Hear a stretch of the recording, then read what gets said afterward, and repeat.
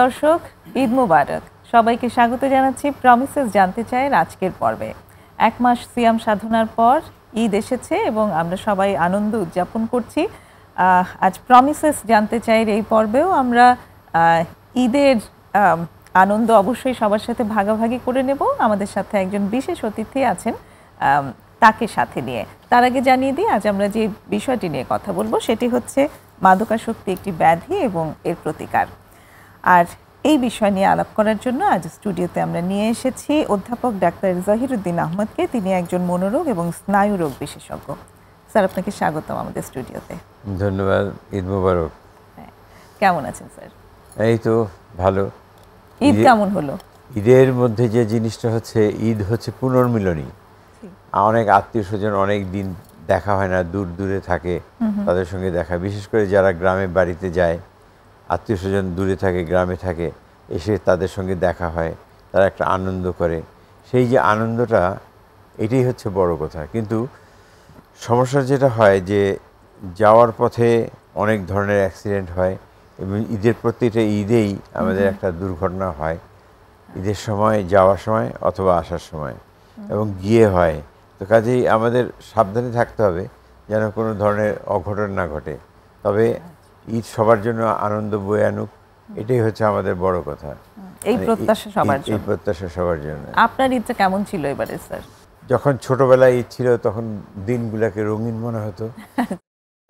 খাওয়া দাওয়া করে ঘুরতাম, এখানে যেতাম, ওখানে যেতাম, সালামি পেতাম, ঈদি পাওয়া, সেটা একটা আনন্দ ছিল। এবং নতুন জামা পরা, নতুন পোশাক পরা, এটা একটা আনন্দ ছিল। এখন তো বয়স হয়ে গেছে, এখন তো আর ওগুলো হয় না। এখন হয়তো তো জাস্ট বাচ্চাদের সাথে একটু অংশগ্রহণ করে একটু আনন্দ পাই, চেষ্টা করে আর কি।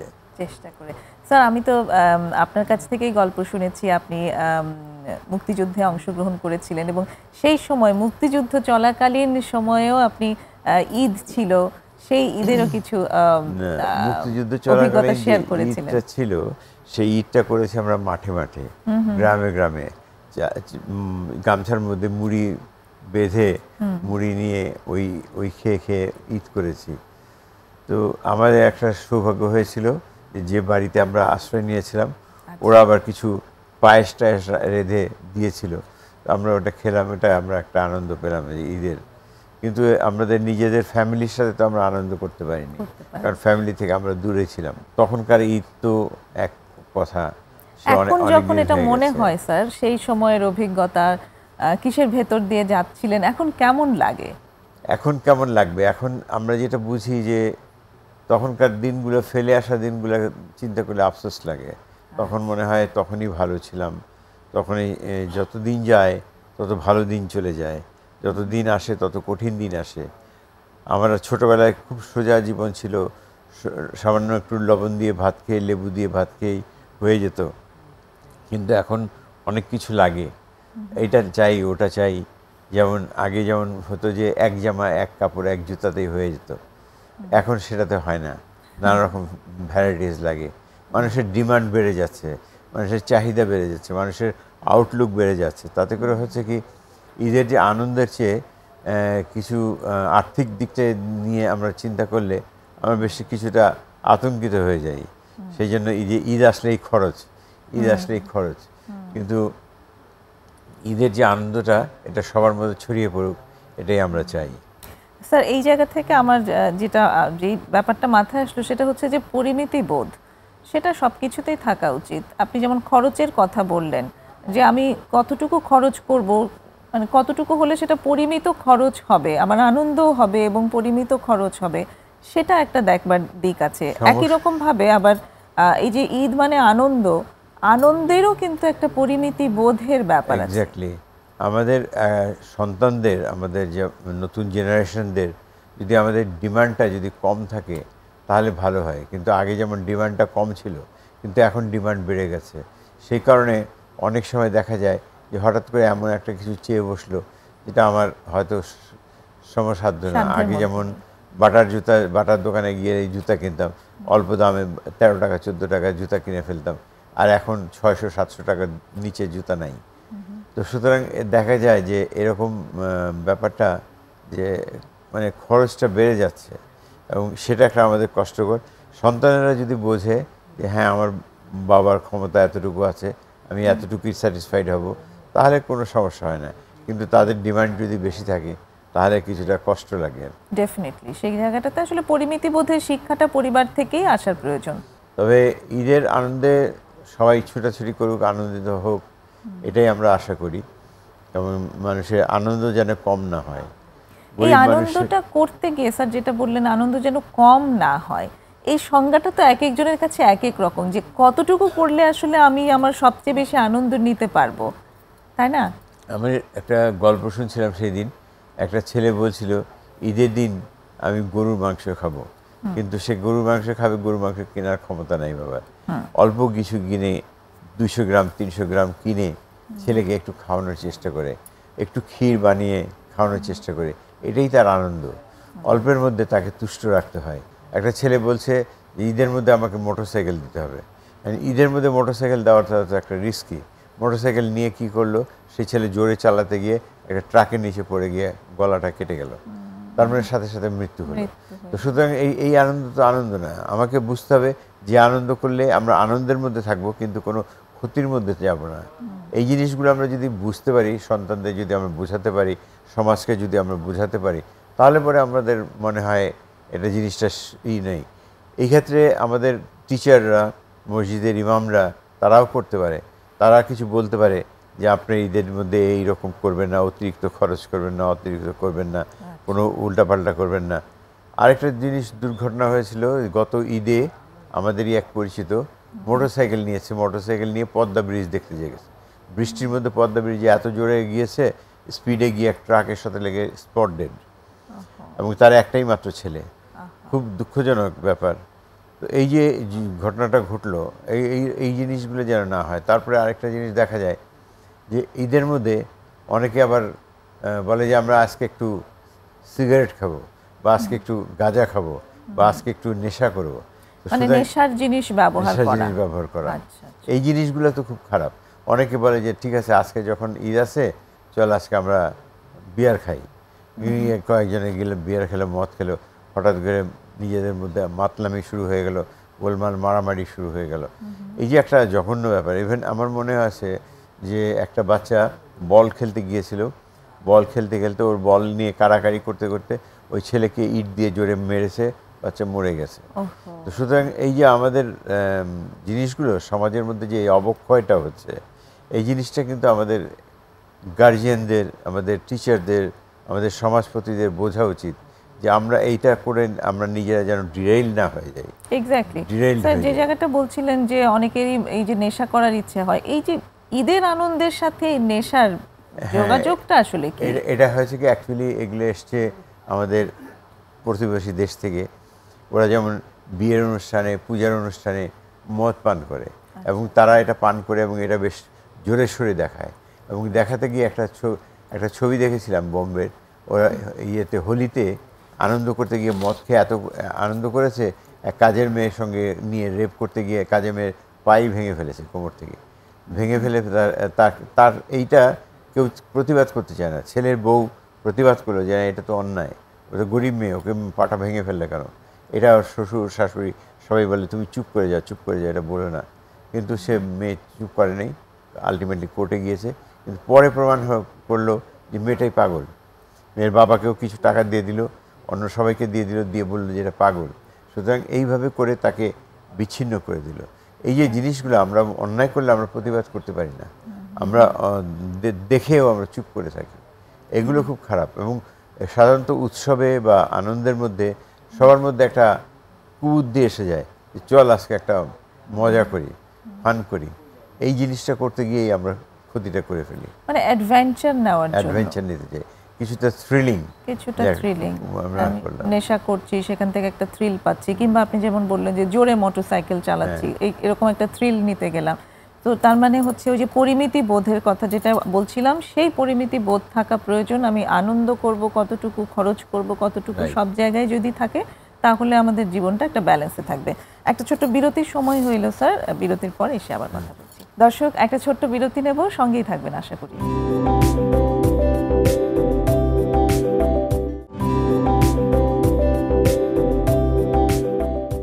ছোট্ট বিরতি নিয়ে ফিরে এসেছি প্রমিসেস জানতে চাই। প্রিয় দর্শক, আজকে কথা হচ্ছে অধ্যাপক ডাক্তার জহিরুদ্দিন আহমেদের সাথে মাদকাসক্তি একটি ব্যাধি এবং তার প্রতিকার এই বিষয়ের উপর।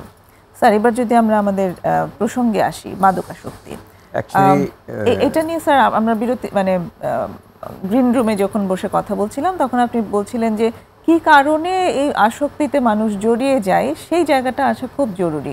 তো ওটাই আপনার কাছে প্রথমে জানতে চাই। ওই প্রাইমারি যে বেসিক জিনিসগুলো, অ্যাকচুয়ালি মানুষ তো জন্মে থেকে সত্য ধর্মে জন্মগ্রহণ করে, সে তো কোনো পাপ করে না, সে তো কোনো নেশাবানি করে না, কিন্তু যখন বয়স হতে থাকে সমাজে চারদিকে দেখে এবং তখন দেখে দেখে পরিবেশ দেখে এবং পরিস্থিতি দেখে এবং অনেক সময় অভাব অনটন দেখে অনেক সময় দেখা যায় যে বন্ধু ফ্রাস্ট্রেশন থেকে সব কিছু মিলিয়ে এমন একটা সিচুয়েশন তৈরি করে, তখন মনে হয় আমি ধ্বংস হয়ে যাব, আমি মরে যাব, আমি বাঁচতে চাই না। তখন তারা একটা ডিস্ট্রাকটিভ জিনিসটা করে, যেমন এই নেশাটা করে। নেশাটা অনেক সময় হয় কি আবার নর্মাল লাইফেও চলে আসে। যেমন একজন লোক হাসপাতালে গেল, তার পায়ে ব্যথা, অ্যাক্সিডেন্ট হয়েছে, তাকে বেদনানাশক ওষুধ দিতে হলো, ইঞ্জেকশন। ইঞ্জেকশন আমরা অনেক সময় হালকা রোলাক দেই, রোলাকে কাজ হয় না, তারপর আমরা প্যাথিডিন দেই বা মরফিন দেই। অনেক সময় দেখা গেলো প্যাথিডিন দেওয়াতে সে বেশ মজা পেল, তখন বলে স্যার ওই ইঞ্জেকশনটাই দেন। তো তারপরে দেখা যায় ওইটি নিচ্ছে এবং ওইটার জন্যই সে বারবার চায়। তো তখন আমরা যখন আর বললাম না এর বেশি দেওয়া যাবে না, এটার পরে একটা আপনার অ্যাডিকশন হয়ে যাবে, সুতরাং আর নেওয়া যাবে। সে করলো কি, যখন চলে গেল হাসপাতাল থেকে, সে গিয়ে আবার নিজে কিনে আনলো, কিনে নেওয়া শুরু করলো। এই যে হ্যাবিটটা হয়ে গেল, তার মানে আমরা একটা ভালো করতে গেলাম, সেখান থেকে খারাপ জিনিস বেরোলো। অনেক সময় দেখা যায় যে যারা পরিবেশে, সংসারে, অভাবে অনটনে থাকতে তারা এরকম হয়। আর একটা জিনিস আছে যে পরিবেশে আশপাশে বন্ধুবান্ধব পরিবেশ যারা, তারা যদি নেশাপানি করে, তারা যদি হইচই করে, তারা নানা রকম আড্ডা ফাড্ডা করে, নোংরা কথা বলে, কিছু কিছু ছেলে তারা আকৃষ্ট হয়ে যায়। তারাও মনে করে আমরাও করি না কেন, ওরা যখন করতেছে আমরা করতে অসুবিধা কী। তখন এইভাবে যখন চলে যায় তখনই তারা জড়িয়ে পড়ে। এবং আমার দেখা মতো কয়েক ছেলে তারা বাড়িতে থাকে, তারা বন্ধুবান্ধবরা ফোন করে যে দোস্ত পার্টি রেডি করে ফেলছি, চলে আয়। তখন তার মানে এটা ফোনের মাধ্যমে যোগাযোগ হয় এবং তাদের সঙ্গে এই যে যোগাযোগটা, এটাই নষ্টের কারণ। এবং সবসময় দেখা যায় যে একজন আরেকজনকে ক্ষতি করে। আমি নেশা করলাম, সিগারেট খেলাম, একজনকে বললাম তুই খেয়ে দেখ, বা একটা গাঁজা নিলাম, গাঁজা টেনে বললাম যে গাঁজাটা টেনে দেখ কেমন লাগে। একজন মদ খেয়ে বললো যে খেয়ে দেখলাম কেমন লাগে। এই যে মানুষকে উৎসাহিত করা, পিয়ার প্রেশার যেটাকে বলি, বন্ধুবান্ধবের প্রেশারে, এইটাতে করে অনেকে চলে যায়। এই জিনিস জন্য আমাদের বোঝা উচিত আমরা কার সাথে মিশছি, কোথায় যাচ্ছি, কী কারণে করছি, কী টপিকস নিয়ে কথা বলছি, সেইটা আমাদের বিশেষ করে জানা দরকার। কারণ আমরা যদি দেখি যে ছেলেপেলেরা আলোচনা করছে একটা নোংরা টপিকস নিয়ে, তখন আমরা তাকে ওখানে সাবধান করব যে না, এটা you should not talk that. তুমি এইটা নিয়ে তোমরা পড়াশোনার আলাপ করো, গল্প গুজব করো, অন্য কিছু করো, কিন্তু তোমরা নোংরা আলাপ করতে পারবে না। তখন থেকে আমাদের রেস্ট্রিক্টেড হতে হবে। আমরা যদি রেস্ট্রিক্ট না হই, বিশেষ করে প্যারেন্টসরা, টিচাররা যদি রেস্ট্রিক্টেড না হয়, তাহলে ধ্বংস হয়ে যাবে। তার মানে আপনি বলছেন এখানে পরিবারের একটা বড় ভূমিকা আছে, শিক্ষা প্রতিষ্ঠানেরও একটা বড় ভূমিকা আছে। আমার মনে আছে আমি একবার তখন আমি হোলি ফ্যামিলিতে ছিলাম, এক মহিলা এসে বললো ওর ছেলেকে আদর করে একটা কম্পিউটার কিনে দিয়েছে। সে কম্পিউটার নিয়ে সারাক্ষণ ব্লু ফিল্ম দেখে এবং ব্লু ফিল্ম দিয়ে ওগুলো প্রিন্ট করে সেগুলো ঘরের মধ্যে টাঙিয়ে রেখেছে। ওর ঘরে গেলে দেখা যায় সব নগ্ন ছবি দিয়ে ভরে ফেলেছে। তখন আমি বললাম ছেলে কোন ক্লাসে পড়ে? বলে ক্লাস 9-এ। আমি বললাম যে আপনার ক্লাস 9-এর ছেলেকে এটা দিয়েছেন কেন? বলে ছেলে চাইলেও তাই দিলাম। আমাকে দিলেন, কিন্তু এটা যে ভালো দিকটা আছে, মন্দ দিকটা আছে, এই জিনিসটা তো আপনাকে বিচার করতে হবে। কাজে সে মন্দ দিকে চলে গেছে, কিন্তু এটা ভালো দিক আছে, এটা দিয়ে জ্ঞান অর্জন করা যায়, সারা পৃথিবীর জ্ঞান অর্জন করা যায়, চাঁদের অর্জন করা যায়, গ্রহর খবর নেওয়া যায় এবং বিভিন্ন রকম গ্রহ নক্ষত্রের খবর পাওয়া যায়। এগুলো দিয়ে কত কিছু জানা যায়। জিওগ্রাফি দিয়ে আমরা, ন্যাশনাল জিওগ্রাফি দিয়ে আমরা অনেক কিছু জানতে পারি, কিন্তু আমরা সেগুলো না জেনে আমরা খারাপের দিকে চলে গেলাম। তখনই আমাদের বাবা মাকে অ্যালার্ট হতে হবে যে না, আমার ছেলে পেলে যেন খারাপের দিকে না যায়। আমি দিলাম জিনিসটা, কিন্তু জিনিসটা যেন খারাপ না হয়, সেই জন্য আমাদের দেখা হচ্ছে। এই জন্য যারা নেশা একবার চলে যায়, মাদকাসক্ত হয়ে যায়, তখন তারা এটা ছাড়তে পারে না। তখন একবার জড়িয়ে গেলে ওটা আর ছাড়তে পারে না, ওইটার জন্য সে তখন হিংস্র হয়ে যায়, তখন টাকা পয়সা ডিমান্ড করে, জিনিসপত্র ভাঙচুর করে, বাবা মাকে মারধর করে এবং জিনিস গলার চেইন টেইন চুরি করে নিয়ে যায়, বিক্রি করে এগুলা নেশা করে। তো সুতরাং যখন দেখা যায় যে বিগিনিংয়ে শুরু হচ্ছে, তখন থেকে আমাদের যদি সাবধান না হই, শেষ হয়ে গেলে কিন্তু পরে আর হবে না। এক্স্যাক্টলি। তো এই জায়গাটা বুঝতে বুঝতেই তো আসলে অভিভাবকদের অনেকটা সময় লেগে যায়। অভিভাবকরা যদি চোখ কান খোলা রাখে তাহলে বুঝতে পারবে। কারণ আমরা আমরা আমরা কতগুলো সাইন বলে দেই যে যেমন সাইন এন্ড সিম্পটম আছে। যেমন আমরা বলি যেমন ছেলে সারা রাত জাগে, আচ্ছা, সারাদিন ঘুমায়, এটা একটা ব্যাড সাইন। হ্যাঁ, রাত হচ্ছে ঘুমানোর, দিন হচ্ছে জাগার, কাজ করার। সে দিনের বেলা সারাদিন পড়ে পড়ে ঘুমায় আর সারা রাত জাগে। কিন্তু এখানে স্যার একটা বড় প্রশ্ন আছে এখন, মানে আমি মানে আমার এক্সপিরিয়েন্স থেকে যেটা দেখি যে রাত জাগাটা অন্য স্বাভাবিকরাও এখন খুব স্বাভাবিক হিসেবে নিয়ে নিয়েছে। রাত জাগা নিয়ে অনেকগুলো সমস্যা হয়েছে। একটা মোবাইল ফোন, জি, আগে মোবাইল ফোন ছিল না, এই মোবাইল ফোনের মধ্যে সারা রাত ওই কাজগুলো দেখে, বিভিন্ন রকম ইউটিউব দেখে এবং বিভিন্ন রকম ফিল্ম টিম দেখে, এটা একটা নষ্ট করছে। তারপরে ফোন দিয়ে বন্ধু বান্ধবের সঙ্গে যোগাযোগ করছে এবং যোগাযোগ করে তারা নানা রকম বাজে আলোচনা করছে। এগুলো থেকে এবং তারপরে থেকে একটা দেখা যায় যে কোন ছেলের সাথে কোন ছেলে ঝগড়া লেগেছে, কোন মেয়ের সঙ্গে আত্মীয়তা সম্পর্ক করতে গিয়ে ঝগড়া লেগে গেছে, তখন তারা আবার পাড়ার মধ্যে কয়েকজন মিলে আবার ওই ছেলেকে মারতে যায়। তখন দেখা যায় এরা একটা ধ্বংসযজ্ঞের মধ্যে পড়ে যাচ্ছে। সুতরাং তারা স্কুল থেকেই যদি আমরা সাবধান থাকি, যেমন আগে আমাদের মনে আছে স্কুলের টিচাররে একটা যদি আমরা কোনায় দেখতাম, আমরা সবাই পালিয়ে যেতাম, কারণ টিচারদের যে বেত ছিল সে বেত দিয়ে আমাদের পিটাতো। এরকম আজকাল যদি ছেলেপেলেদের বেত দিয়ে পিটাতে যায় তারা কেস করে দেয়। সুতরাং টিচাররা বেত দিয়ে পিটাতে পারে না। আগে আমাদের পিঠের উপর বেত ভাঙতো পিটিয়ে পিটিয়ে। তো সুতরাং আমাদের অঙ্ক করাতে গেলে, ইংরেজি পড়াতে গেলে, ব্যাকরণ পড়াতে গেলে আমাদের পিটাতো এবং আমরা সেই জন্য আমরা শিখেছি। এবং আমরা যা শিখেছি আজকালকার ছেলেপেলেদের জিজ্ঞেস করলে তারা বলতে পারে না। তো সুতরাং এটা আমরা বুঝতে পারছি যে টিচারদের একটা দায়িত্ব আছে, মা বাবার একটা দায়িত্ব আছে, সমাজের একটা দায়িত্ব আছে। আগে যেমন সমাজে কেউ যদি একটা ছোট ছেলে সিগারেট খেত, সাথে সাথে আশপাশের মুরব্বীরা বলতো, এই ছেলে, ছোট ছেলে তুমি সিগারেট খাচ্ছ, ফেলো এটা, খবরদার খাবে না। কিন্তু এখনকার মুরব্বীরা যদি বলতে যায়, সেই ছেলে উল্টে মার দিতে আসবে। খুলনাতে একটা ছেলে ছিল, এক ভদ্রলোক, তার মেয়েকে নিয়ে যাচ্ছে পরীক্ষা দিতে, আশেপাশে কয়েকটা বাজে ছেলে মেয়েটাকে কমেন্ট করতেছে। তখন ওর বাবা বললো, তোমরা এগুলো করতেছো কেন? তোমরা তো ছাত্র, আমি একজন টিচার, এরকম করা তো তোমাদের ঠিক না।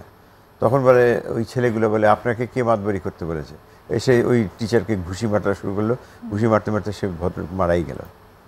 এই যে জঘন্য কাজটা হচ্ছে, এই যে জঘন্য অবস্থা পড়ে গেছে আমাদের দেশে, তো এখন আমরা তো মানে বুঝতে পারছি না যে আমরা কোন দিকে যাচ্ছি, তাই না? আমরা লেখাপড়ার দিকে বলি খারাপ হয়ে যাচ্ছে, আমরা ব্যবহারের দিক দিয়ে বলি খারাপ হয়ে যাচ্ছে। আগে একজন লোক, মুরব্বী লোক যদি কথা বলতো, আমরা দাঁড়িয়ে যেতাম তাকে আপনি করে কথা বলতাম। এখন মুরব্বীর সামনে কোনো দাঁড়ানো তো দূরের কথা, পা লম্বা করে কথা বলে বা টেবিলের উপরে পা তুলে কথা বলে।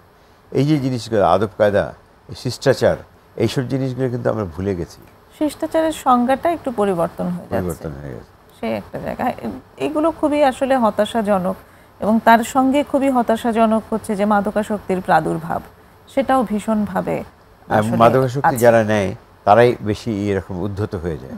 কারণ মাদকাসক্তি নিলে হয় কি, ওই যে সিভিক সেন্সটা সেটা থাকে না, তখন তারা উদ্ধত হয়ে যায়, তারা হিংস্র হয়ে যায়। তখন তারা বলে যে কি করবি, কোনো কথাতেই বলে কি করবি। তো সুতরাং যদি বড় ভাই যদি মানা করে, বাবা যদি মানা করে, তারাও উঠে বলে কি করবে। তো সুতরাং এই যে জিনিসগুলো হয়ে গেছে, এগুলো তো খুব খারাপ। আমাদের আবার এই রিভাইভ করতে হবে, আবার আমাদের কালচারকে ফেরতে আনতে হবে যে না, আমরা মুরব্বীকে শ্রদ্ধা করব, আমরা আদব কায়দা শিখব, আমরা নিয়ম মাফিক চলবো এবং সব কিছু চলবো। এটা যদি আমরা করি, আমাদের সমাজ সুন্দর চলবে। আগে আমাদের সমাজ সুন্দর ছিল না, খুবই ছিল, কোনো মারামারি হানাহানি ছিল না। এখন প্রতিদিনই শুনি এইখানে এই পাড়ায় মারামারি হয়েছে, ওই পাড়ায় মারামারি হয়েছে, এখানে আগুন লেগেছে, এখানে এটা হয়েছে, একটা ধ্বংসযজ্ঞ চলছে। হ্যাঁ স্যার, আরেকটা বিরতির সময় হয়ে এলো, আমরা একটু মাদকাসক্তির চিকিৎসার জায়গাটা নিয়ে শুনবো বিরতির পরে। প্রিয় দর্শক, সঙ্গেই থাকুন, আরেকটা ছোট্ট বিরতি নিয়ে এখনই ফিরছি।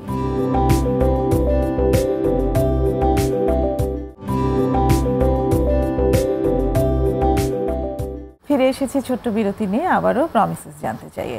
কথা হচ্ছে মাদকাসক্তি একটি ব্যাধি এবং এর প্রতিকার নিয়ে অধ্যাপক ডাক্তার জহিরুদ্দিন আহমদের সাথে।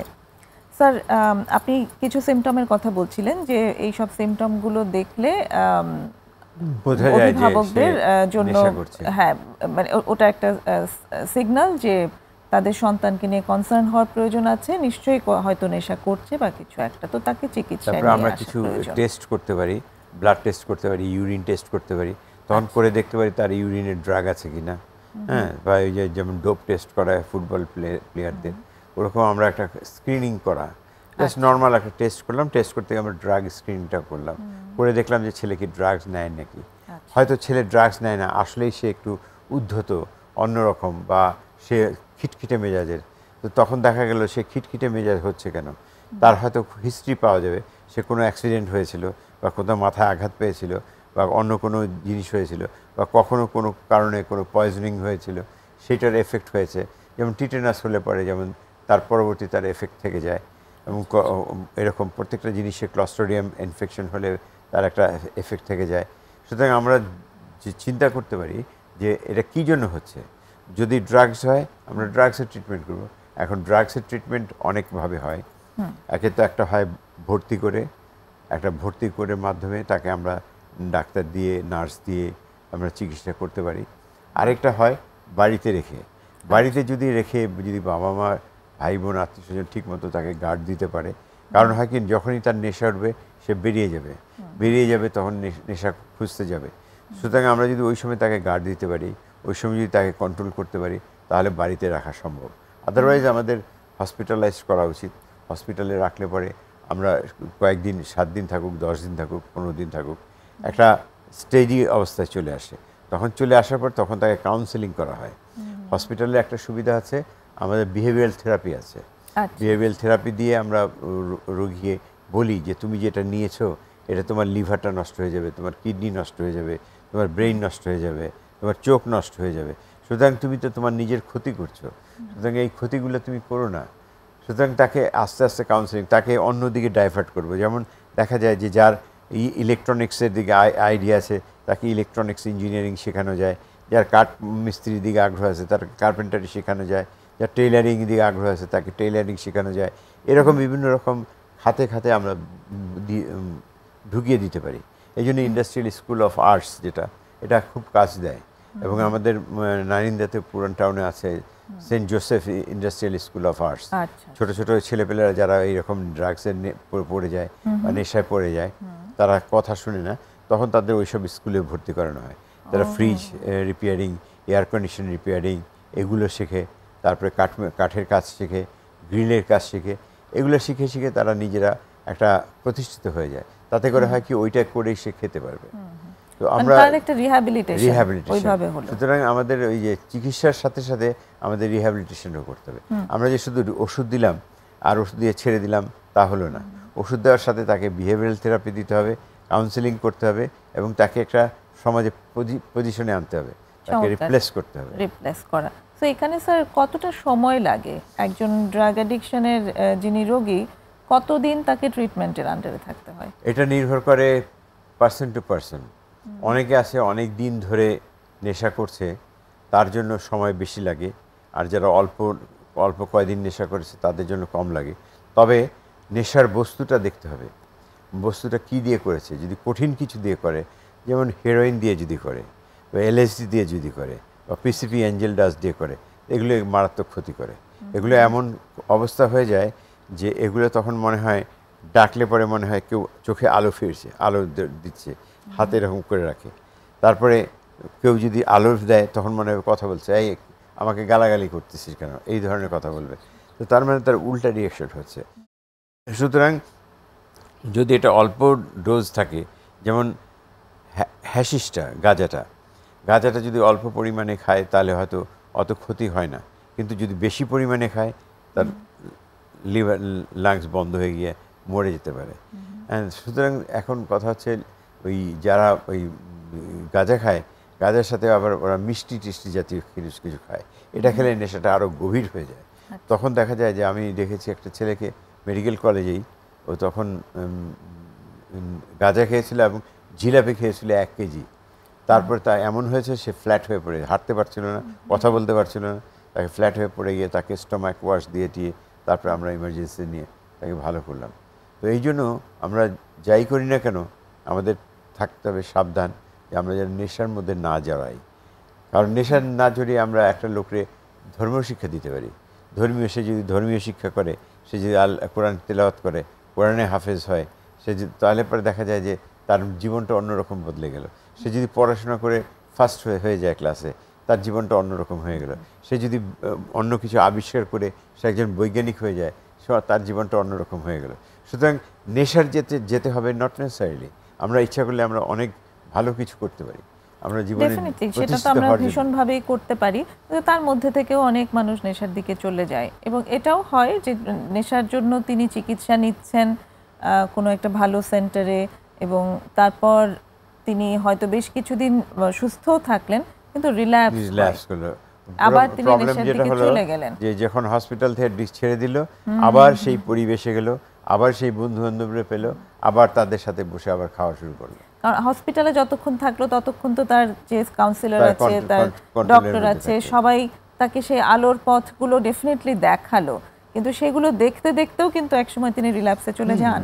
আমি অনেক পেশেন্টকে আমি গিটার বাজানো শিখিয়েছি, তাদেরকে গান গাওয়া শিখিয়েছি, হারমোনিয়াম দিয়ে বসে গান শিখিয়েছি, তারা পড়েছে, তারা কোরআন শরীফ পড়েছে, খতম করেছে, সব কিছু করেছে।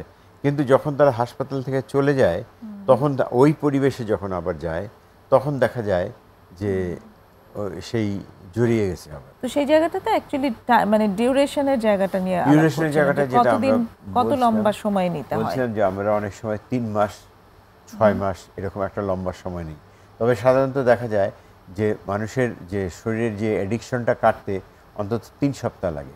3 সপ্তাহ তার মিনিমাম 3 সপ্তাহ ট্রিটমেন্ট করার পরে আস্তে আস্তে তার জ্ঞান বুদ্ধি আসতে থাকে, ইনসাইট আসতে থাকে, তখন সে বুঝতে পারে যে সে কি ভুল করেছিল। তখন যদি সে তওবা করে এবং নিজে যদি শিক্ষা নেয় যে হ্যাঁ আমি আর এগুলো করব না, তাহলে ভালো, তার জন্য মানে আমরা কি বলবো ব্লেসিংস। আর কিন্তু সে যদি আবার সেই নোংরা জায়গায় পরিবেশে চলে যায়, তাহলে আবার সেই জিনিস। তো সুতরাং আমরা ট্রিটমেন্ট করতে পারি অনেকভাবে, যেমন একটা ইঞ্জেকশন দিয়ে করতে পারি লং অ্যাক্টিং, আমরা শর্ট অ্যাক্টিং ইঞ্জেকশন দিতে পারি, আমরা ওরাল ট্যাবলেট দিতে পারি, ওরাল সিরাপ দিতে পারি, এবং খাওয়ার সাথে সাথে অনেকে আছে যে ওষুধ রেগুলার খেতে চায় না, তখন তাদের জন্য আমরা ইঞ্জেকশনের ব্যবস্থা করে দিই, যে 15 দিন পর পর একটা ইঞ্জেকশন নিয়ে যাবেন, এই ইঞ্জেকশন নিয়ে ভালো থাকবেন। তাতে সোশ্যাল স্টিগমাটা থাকে, লোকালি যারা জানতে পারে না যে তারা নেশা করে, তাদের এসে একটা আস্তে ইঞ্জেকশন নিয়ে নিল। ইভেন ম্যারিড লাইফেও ওয়াইফ যদি জিজ্ঞেস করে তুমি কিসের ওষুধ খাও, তখন তারা বলতে পারে আমি সপ্তাহে একটা ইঞ্জেকশন নেই, ব্যথার ইঞ্জেকশন বা মাথা ব্যথার ইঞ্জেকশন, এটা বলে সে মোটামুটি কভার করতে পারে।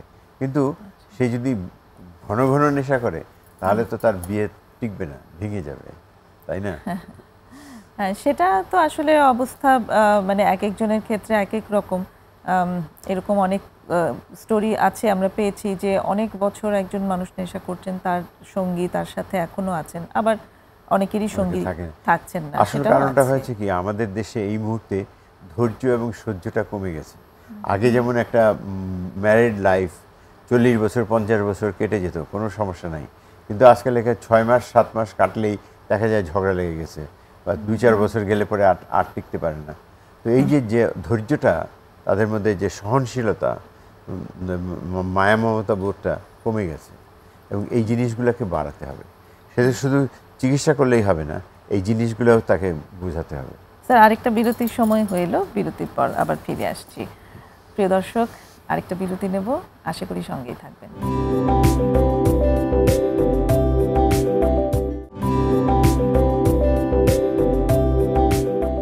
ফিরে এসেছি আবারও বিরতি নিয়ে প্রমিসেস জানতে চাইয়ে। কথা হচ্ছে অধ্যাপক ডাক্তার জহির উদ্দিন আহমদের সাথে মাদকাসক্তি একটি ব্যাধি এবং এর প্রতিকার, এই বিষয়ের উপর। স্যার, এই যে মাদকাসক্তির ব্যাধি, এই প্রতিকারে আপনি বলেছেন যে প্রত্যেকটা স্টেক হোল্ডারকে আসলে এগিয়ে আসতে হবে, পরিবারকে আগাতে হবে, শিক্ষা প্রতিষ্ঠানকে আগাতে হবে, সমাজকে আগাতে হবে, এবং অবশ্যই সরকারকেও এখানে সরকারের একটা ভূমিকা সম্পর্কে যদি সরকারের ভূমিকা, যেমন সরকার ইচ্ছা করলে এরকম মাদকাসক্তি ক্লিনিক কিছু করতে পারে, একটা এরকম হাসপাতাল করতে পারে, প্রতিটি হসপিটালের সাথে একটা মেন্টাল ওয়ার্ড করতে পারে, যে ওয়ার্ডটা ওই সাইকিয়াট্রিক পেশেন্টের জন্য, ড্রাগ এডিক্টের জন্য। তো সুতরাং সেটা থাকবে নর্মাল ওয়ার্ড না, সেটা থাকবে গ্রিল দেওয়া এবং লক অ্যান্ড কি, এটা এইভাবে থাকতে হবে। এটা মানে লক অ্যান্ড কি কেন থাকা? লক অ্যান্ড কি এটা হলো যে যখন তাদের নেশা উঠবে তখন তার বেরিয়ে যাবে, সেই জন্য লক থাকলে পরে হয় কি, দরজার সামনে এসে দাঁড়িয়ে থাকবে কিন্তু বেরোতে পারবে না। আমি এক পুলিশ সার্জনকে চিনতাম, তার যখন নেশা উঠতো রাত্রে, তার মোটরসাইকেল ছিল, সে বেরিয়ে গিয়ে মোটরসাইকেল নিয়ে গিয়ে নেশা করে আসতো। তার ওয়াইফ বলেছিল যে আপনি দেখেন ওকে বেরোতে দিন না, কিন্তু আমরা নর্মাল হাসপাতালে থাকলে তাকে বেরোতে দিতেই হয়, নর্মাল হাসপাতালে লক করা যায় না। সেই জন্য একটা সাইকিয়াট্রিক ইউনিট যদি আমরা থাকি প্রত্যেকটা জেনারেল হাসপাতালের সাথে, সেখানে আমরা লক অ্যান্ড কির ব্যবস্থা করতে পারি। তো এই জায়গাটা নিয়ে স্যার অনেক রোগীর খুব একটা অতৃপ্তি থাকে যে আমাদেরকে আর বন্ধ থাকতে হয়, এবং চিকিৎসা নিতে যাওয়ার ব্যাপারে খুব রেজিস্ট্যান্স তাদের ভিতর কাজ করে। কাউন্সেলিং করতে হবে যে তোমরা যখন চিকিৎসা নিচ্ছ, তোমরা এখন আপাতত এখানে থাকবে, এখানে যদি থাকো এটা হোস্টেলের মতো, তোমার এটা মেডিকেল মনে করে এটা হোস্টেল, তুমি কিছুদিনের জন্য বেড়াতে এসছো, এখানে থাকো, চিকিৎসা নাও, চিকিৎসা নেওয়ার পর তুমি সুস্থ হয়ে বাড়িতে যাও। কিন্তু এটা যে তোমাকে বন্দি করে রাখা হচ্ছে তা না, তুমি এইখান থেকে আমরা ইচ্ছা করলে বা ওই পেশেন্টদেরকে নিয়ে পিকনিকে যেতে পারি, আমরা ওদেরকে নিয়ে সিনেমা দেখার শো করতে পারি, আমরা গান বাজনার আয়োজন করতে পারি, হ্যাঁ, তারপর আমরা মিলাদ মাহফিল করতে পারি। সুতরাং দেখা যাচ্ছে যে তাদেরকে আনন্দ দেওয়ার জন্য অনেক কিছু আছে। সুতরাং তাদের যে বন্দি থাকবে সেটা না, বন্দি জীবনেও তাদেরকে আমরা আনন্দ দিতে পারি, এবং আনন্দ দিয়ে তারা আমরা শেখাতে পারি তুমি এগুলো করবে না। তার মানে কি তাহলে স্যার যে ধরনের ইনফ্রাস্ট্রাকচার দরকার, মানে তাহলে তো সে যেহেতু বন্দি থাকছে তার জন্য তো অতটা সুব্যবস্থা সহ একটা কাঠামোর দরকার আছে না, ওটা আমাদের সেরকম করতে হবে যে মেন্টাল ওয়ার্ড, যেটা মেন্টাল ওয়ার্ড মানে জেলখানা না, মেন্টাল ওয়ার্ড মানে ইটস এ ওয়ার্ড যেখানে ফুল গাছ থাকবে, বাগান থাকবে, হ্যাঁ, গান বাজনা থাকবে, আনন্দ থাকবে, চায়ের ব্যবস্থা থাকবে, খাওয়া দাওয়া করবে, চলবে ফিরবে, তারা একটা প্রচ্ছন্ন একটা এই হবে, এটাকে বলা যে রিকালেকশন সেন্টার বা রিহ্যাব সেন্টার, এইরকম আমরা একটা করতে পারি। যেটা কিন্তু পাবনা মানসিক হসপিটাল, যেটা সেখানে বেশ মানে কিছুটা ব্যবস্থা আছে, আমি যেভাবে ভিজিট করেছি আমার যতটুকু মনে আছে। সরকারি হাসপাতাল তো ওটাতে আছে, কিন্তু প্রাইভেট হসপিটালগুলোতে ওরকম আবার সব জায়গায় নাই। এরকম এটা যদি প্রত্যেকটা হসপিটালে যদি এরকম করতো, আমরা বিদেশে যখন ছিলাম আমরা দেখেছি প্রত্যেকটা হসপিটালের সাথে এরকম একটা মেন্টাল ওয়ার্ড যেটা থাকে, ওটা কিন্তু খুব সুন্দর, আনন্দ আছে, মিউজিক বাজছে, এরকম চলছে, একদম মনে হয় যে একটা সুন্দর ওয়ার্ল্ড। হ্যাঁ, তো কাজে ওখানে তারা ভালো আছে, ওখানে গিয়ে তারা অনেক অনেক ভালো থাকে, গান শুনছে, কথা বলছে, ছেলেমেয়েরা কথা বলছে, গল্প করছে, অনেক অনেক সুন্দর জীবন তাদের। তো এরকম করে যদি আমরা প্রত্যেকটা হসপিটালে একটা করে ইউনিট খুলতে পারি, তাহলে এটা অনেকটা ভালো। আর জেনারেল হসপিটালে আর আরেকটা জিনিস করতে পারি, মেন্টাল হসপিটাল ইটসেলফ সেপারেট, যেটা পাবনাতে আছে, আমরা বিদেশে যখন দেখেছিলাম ওই আলাদা সাইকিয়াট্রিক সেন্টারই আছে, ওই হসপিটালের ব্রাঞ্চ, ও বিল্ডিংটা অন্য জায়গায়, এবং সেখানে গিয়ে ওখানে থাকছে, ওখানে ডাক্তাররা দেখছে, ট্রিটমেন্ট করছে, ওখানেই থাকছে, ওখানে ঘুরছে ঘাটছে, খাওয়া দাওয়া করছে, আজকে ইমপ্রুভ ডায়েট দিচ্ছে, কালকেও এই খিচুড়ি দিচ্ছে, বিরিয়ানি দিচ্ছে, অমুক দিচ্ছে, তাতে করে তারা একটা আনন্দের মধ্যে থাকে। তো এইরকম করে আমরা যদি করতে পারি, তাহলে আমার মনে হয় চিকিৎসা করাটা খুব সহজ। চিকিৎসা করাটা দরকার, যেটা আসলে মানে আমি শুধু একটা জায়গায় বানাবো সেটা না, সেটা জায়গার মতো করতে হবে, so that চিকিৎসার উপযোগী হতে হবে। ইটস এ রিকালেকশন সেন্টার, যাতে এটাকে আমি তাকে ওই যাতে মানে কারেকশন করতে পারি, কারেকশন সেন্টার। তো কারেকশন সেন্টার যদি করি তাহলে পরে আমাদের ওটাকে জেলখানা বলবো না, আমরা ওটাকে বলবো সুন্দর বেড়ানোর জায়গা। তো এইভাবে করলে মানুষের মনটাও ফুর্তি থাকবে। দেখা যাবে অনেকে হাসপাতালে আসতে চায় না, সাইকিয়াট্রিকে আসতে চায় না, আমি ওখানে যাবো না, ওখানে রাখবে।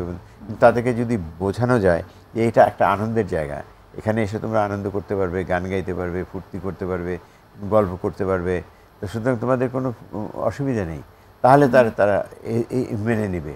কিন্তু আমাদের যদি আগে থেকে যদি আমরা কাউন্সেলিং না করি, আগে থেকে যদি আমরা অ্যাডভার্টাইজ না করি যে এখানে এই রকম সুবিধা আছে, এই সুবিধাটা আপনারা পাবেন। অ্যাকচুয়ালি বাংলাদেশের মতো জায়গায় হয়তো এই ধরনের ইনফ্রাস্ট্রাকচার একটা বিলাসিতা খুব কম আছে, কিন্তু আসলে সেটাই হওয়া প্রয়োজন না। আসলে এটা বিলাসিতা মনে করে কেন, এটার খরচ আছে অনেক, যে এই যে আপনি যে খাবারের ব্যবস্থা করছেন, এই যে খেলার ব্যবস্থা করছেন, সব কিছু এর জন্য অনেক খরচ আছে।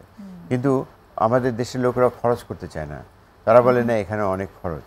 হ্যাঁ, যেমন হাসপাতালের ডক্টর আমাদের বিদেশে আমরা যখন সাইকিয়াট্রিক কাউন্সিলিং করতাম, কথা বলতাম, আমরা সুইচ টিপে টাইম দেখে আমরা বিল করতাম। এখানে যদি আমরা ওই রকম বিল করি আমাদেরকে গলা কেটে ফেলবে, আমাকে বলবে যে এমনি 200 টাকা 500 টাকা দিচ্ছি, এইটাই তো বেশি। হ্যাঁ, তো সুতরাং আমাদের দেশে এটা কালচারটা হয়নি। এই কালচারটা করার জন্য আমাদের কালচারাল রেগুলেশন দরকার, আমাদের টিচারদের দরকার, আরো অ্যাওয়ারনেস দরকার। সেখানটাতে একটা মানে রাষ্ট্রীয় একটা বড় উদ্যোগের প্রয়োজন আছে, আরো বেশি অ্যাওয়ারনেস ক্রিয়েট করার জন্য। আমি বরঞ্চ ইন্ডিয়াতে দেখেছি, ইন্ডিয়াতে ওদের এই অ্যাওয়ারনেসটা অনেক বেশি আছে, কিন্তু আমাদের দেশে সেটা নাই। আমরা আমেরিকাতে দেখেছি যে 5th গ্রেড পড়া ছেলেপেলে তারা সাইকিয়াট্রি সম্বন্ধে যা জানে আমাদের দেশে কোনো ডক্টরেটও তা জানে না। অর্থাৎ তারা ওরিয়েন্টেশনটা ভালো আছে, তারা সবাই বুঝতে পারছে যে এটা এই প্রয়োজন, this is hypochondriac, this is schizophrenic, this is bipolar, ওরা সব বুঝে ফেলে। তো সুতরাং এরা বুঝে ফেলে কারণ যেহেতু তাদের মধ্যে চর্চা হয়। আমাদের দেশে চর্চার অভাব। এবং মানসিক রোগগুলো নিয়ে কথা বলার জায়গাটাতেও তো খুব একটা স্টিগমা আছে। কথা বলতে গেলে মনে করে এটা খারাপ জিনিস। আমি তো এটা আমাকে কেউ কাউকে বলে না উনি যে মানসিক রোগী, কাউকে বলে না ওনার যে মেন্টাল প্রবলেম, এই ব্যাপারটা তো আসলে সামাজিকভাবে আছে। এই স্টিগমাটা আমাদের খুব খারাপ। এই জিনিসটা যদি আমরা ঝেড়ে ফেলতে পারি তাহলে কিন্তু আমরা চিকিৎসাটা করতে সোজা হয়। আচ্ছা, কিভাবে আসলে ঝাড়বো সেও তো একটা ব্যাপার, যে সবাই যখন যেটা হচ্ছে যে আমরা যদি বাবা মাকে শিক্ষা দেই, আমাকে একবার এক বাবা বলেছিলেন যে স্যার আপনারা তো রোগের জন্য অনেক লেখেন, আমাদের জন্য কিছু লেখেন, যে বাবা মারা কী করা উচিত। বাবা মারা যদি কোঅপারেটিভ হয়, 1 নম্বর, যদি সবসময় জেদ না করে, ধমকাধমকি না করে, বুঝানোর মাধ্যমে, আপোষের মাধ্যমে যদি গলা ধরে ছেলেকে গল্প করার ছলে তার সঙ্গে কথা বলে, সে দেখা যাবে সে অনেকটা নিয়ে নিচ্ছে, অনেকটা ইজিলি নিচ্ছে। তো আমরা যে এই কালচারটা আমাদের মধ্যে নাই, আমরা যে বাচ্চাকে আদর করতে হবে এটা আমরা বুঝি না। আমাদের বাচ্চাকে দেখলেই ধমক মারে, ইভেন মসজিদেও যদি বাচ্চারা যায় ধমক মারে, এই বাচ্চারা পিছনে যাও পিছনে যাও, কিন্তু এটা খুব অন্যায়। আর আসলে বাচ্চাদেরকে অ্যালাউ করা উচিত মসজিদে, যে তোমরা যাও, আগে যাও, তাহলে তারাই উৎসাহ পাবে। এরকম স্কুলের ব্যাপারেও, সব কিছু ব্যাপারেও বাচ্চারা যদি কোনো প্রশ্ন করে তখন বলে এই বেয়াদব, এত প্রশ্ন করো কেন? কিন্তু এটা তো ঠিক না। প্রশ্ন করা তো তার ভালো, তার জানার ইচ্ছা, আমি কি জানতে চাই, যা জানতে চাই আমি বলে দিই, আমি ধৈর্য ধরে বলি, তাহলে পরে সে ছেলেটা শিখবে। আমি যদি তাকে শিক্ষা না চাই তাহলে পরে এটা বাবা মায়ের দোষ, বাবা মায়ের জন্য এটা প্রবলেম হচ্ছে। মানে একটা সময় ছিল আসলে যে শাসনের মাধ্যমে সন্তানদেরকে লালন পালন করা, সেই জায়গাটা ছিল, তো এখন তো আসলে বিষয়টা সেটা এখন উঠে গেছে এবং বোঝা যায় যে শাসন করলে বিগড়ে যায়। যখন আমি তাই বলে শাসন একদম থাকবে না, না, শাসন করতে হবে, কিন্তু শাসনটা ওইভাবে করতে হবে যেমন বাবা মা যদি চোখ গরম করে বাচ্চারা যেন বুঝতে পারে যে আমার বাবা এখন রাগ হয়েছে। হ্যাঁ, এই জিনিসগুলো তাতে ইঙ্গিতের মাধ্যমে বোঝানো, ফার্ম প্যারেন্টিং যেটাকে বলে। স্যার অনেক ধন্যবাদ, আমরা চমৎকার আলোচনা আজকে পেলাম। আমরা উৎসব নিয়ে আলাপ করেছি, উৎসবের পরিমিতি বোধ নিয়ে কথা বলেছি, সবটাই সবার পালন করা প্রয়োজন, নেশা থেকে দূরে রাখা প্রয়োজন, এবং সর্বোপরি আমাদের এটা ভালো করে জানা উচিত যে ঈদের উপলক্ষে আনন্দ করতে গিয়ে আমরা কিছু নেশাপানি করি, চল আনন্দ করি, ফুর্তি, এটা খুব অন্যায়। এটা না করে আমরা একত্রে মিলেমিশে একটা পিকনিক করতে পারি, খাওয়া দাওয়া করতে পারি, মিলেমিশে আমাদের যে আগে চড়ুই ভাতি করতাম ছোটবেলায়, ওই চড়ুই ভাতির মতো করতে পারতাম, পিকনিক করতে পারতাম, ওই রকম তো আর জিনিস নাই। সেই আমন্ত্রণ রইল আমাদের দর্শকদের জন্য। স্যার অনেক ধন্যবাদ, আজকে আমাদের এখানেই শেষ করতে হবে। প্রিয় দর্শক, শেষ করছি আমাদের আজকের আয়োজন। আশা করি আগামী অনুষ্ঠানে আমাদের সাথে থাকবেন। ততক্ষণ পর্যন্ত ভালো থাকুন। খোদা হাফেজ।